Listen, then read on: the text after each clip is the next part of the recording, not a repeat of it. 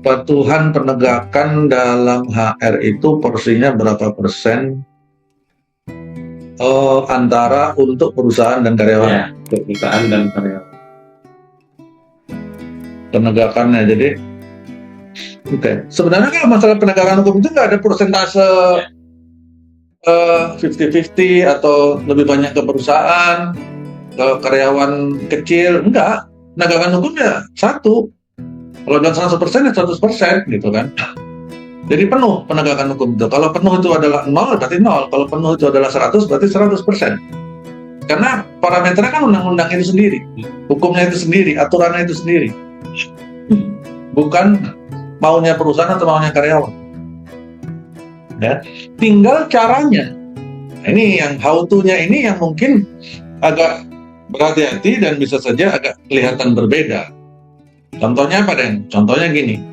Kalau karyawan yang melakukan, kita sebagai HRD melakukan penegakan hukum, menjalankan penegakan hukum kepada karyawan, misalnya, maka itu cenderung lebih sederhana.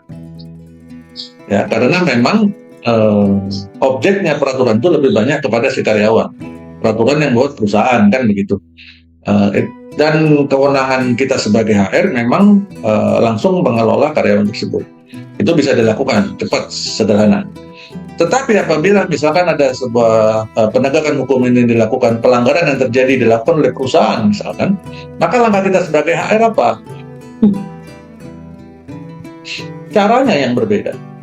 Kalau perusahaan yang melanggar dan kita sebagai HR di perusahaan itu, maka yang kita lakukan adalah berdiskusi secara internal dengan manajemen yang bersangkutan. Sampaikan bahwa secara hukum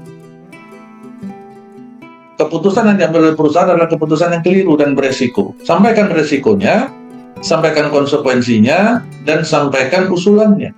Sebaiknya begini saja Pak, begini, dan sebagainya. Karena resikonya begini kalau kita lakukan itu, dan sebagainya. Maka itu harus disampaikan. Ya. Nah, apabila si HRD itu memang sudah bisa mengambil keputusan, misalkan dalam posisi-posisi yang senior biasanya, maka HR tersebut disarankan untuk langsung mengambil keputusan. Tapi kalau HRD itu belum bisa mengambil keputusan, maka yang bisa dilakukan maksimal adalah mempengaruhi keputusan yang ada. Maka tadi datang dengan proposal, datang dengan analisa, sampaikan, ini Pak, yang kita lakukan itu begini Pak, dan resikonya itu begini, ini pelanggarannya ini, sanksinya ini, potensi konsekuensi hukumnya begini, dan ini berbahaya buat kelangsungan perusahaan kita Pak. Maka usulan saya adalah begini. Itu harus disampaikan oleh si HRD-nya. Itu. Jadi sebenarnya tidak ada perbedaan lebih penegakannya lebih besar ke karyawan, lebih kecil ke perusahaan dan sebagainya. Nggak boleh ada perbedaan seperti itu. Ya, karena nanti yang menegakkan aturan, menjalankan penegakan aturan terhadap pelanggaran dilakukan di perusahaan memang bukan HRD, tapi nanti adalah si pemerintah, dalam hal ini Disnaker. Ya, mulai Disnaker. Begitu ya, kurang lebih Bapak Ibu yang bertanya. Terima kasih.